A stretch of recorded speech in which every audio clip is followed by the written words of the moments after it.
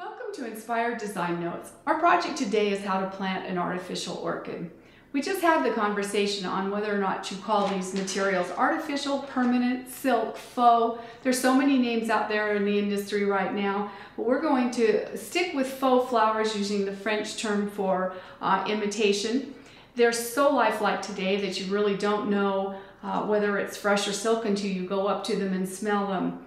I find that we sell quite a few of these beautiful Phalaenopsis orchids in the artificial or faux in the store for people to insert into their live orchid plants when they stop blooming. I mean, they're just incredibly realistic. But the most important thing when you're going to work with these materials is you have to make them look lifelike, and that comes from studying Mother Nature, seeing how they actually grow, and then when you pick them up at the store, we take them out of a box. Sometimes they don't really resemble Mother Nature as much as they should, so you are going to have to do that for them. So that's what this section is going to be about, and then the next section will be actually how you're going to plant it. So to start with, this is a beautiful Phalaenopsis, and it's got lots of wonderful motion to it, and for the most part it's all ready to use. What you'll find though is when you go to pot it, you may decide you want to give the bend, a little bend to the stem. You can bend the flowers over this way, give them a little bit more curve. You may want to make them straighter. That's kind of up to you. You can always go, the grocery store always has lots of beautiful living orchids that you can look at. That's your teacher. See how they grow and then shape them to match that. So this is a little baby one here, and you can see sometimes they come with these little crooks in the stems and things that aren't very natural. Mother Nature rarely grows a flower with a 90-degree angle on it. So you'll want to go ahead and take those kind of corners off of your flowers. If they have any little glue strings on them, you need to just kind of work with them. The most important thing with your faux flowers is don't be afraid of them. You really can't hurt them. They don't break like fresh flowers do. So you get to be in control, and that's truly what you need to do with those flowers. With your silk orchids, you'll find that they tend to either come with or without a plant. If it does not have a plant, obviously to make it look like a plant in a pot, you're going to need that to go with it. And they come like this. They're usually flat, so you want to work with them. A good silk flower will have wires throughout the stems and leaves so that you can manipulate them and bend them into position. So we're just going to open this up like so. Again, taking our cues from Mother Nature, and bend the little roots down. And then that's going to be ready to pot, and then you can see how you would add this stem beside it and have a lovely plant when you put it in a pot. This one is a beautiful little lady slipper orchid, and you can easily see where it gets its name from the slipper, and again its leaves are all folded up. We're going to just fold them out. I tend to take and run this over my thumb this way, and it kind of adds a little bit of a curve and bent right out from the base of the stem, and she's ready to go. Perhaps this stem is too curved. You can straighten it out a little bit if you want, or perhaps you want it to have a real drape to it, so you could certainly bend it down like so. Again, if you can't get to the grocery store or somewhere where they have the flowers that you're looking for, pick up a garden magazine, a gardening book, anything where you can get a good picture of what they look like. We're going to add some fern plants to these orchid plants once we pot them, and they're doing fabulous faux ferns and little miniature plants now.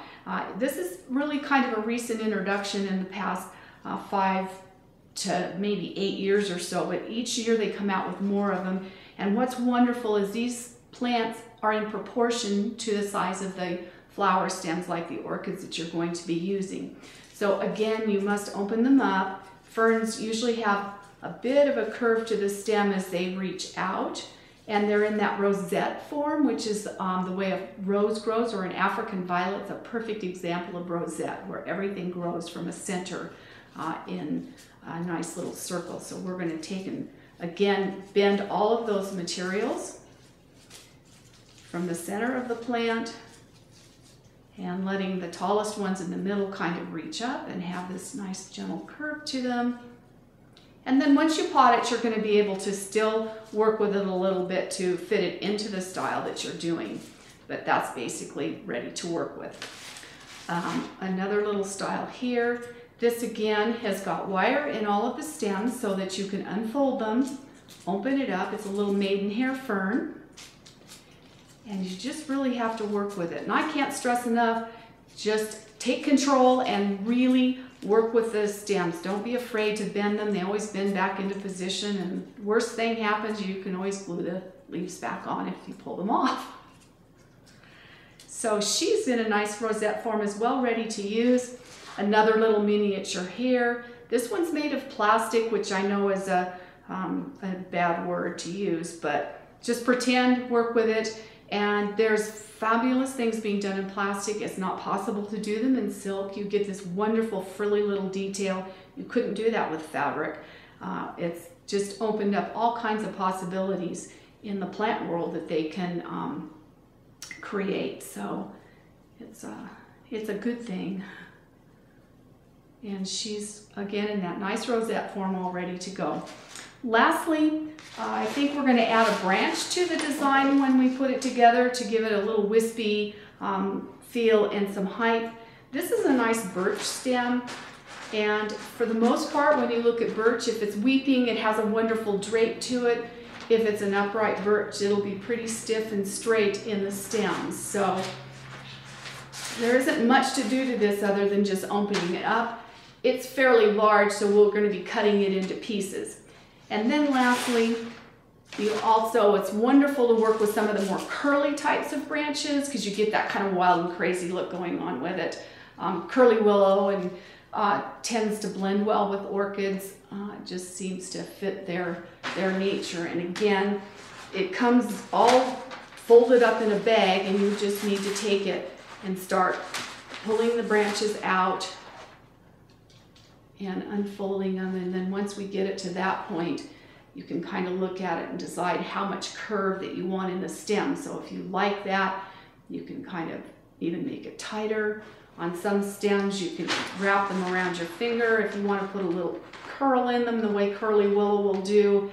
And once you put this into the pot, you'll decide exactly what you like the look of. But that stem is really well ready to use at this point, and again, we're going to need to cut that apart. So at this point, we have all of our flowers ready to go. They're all styled, and our next section is going to be how to pot them. Thank you for joining us, and I hope to see you in our next section.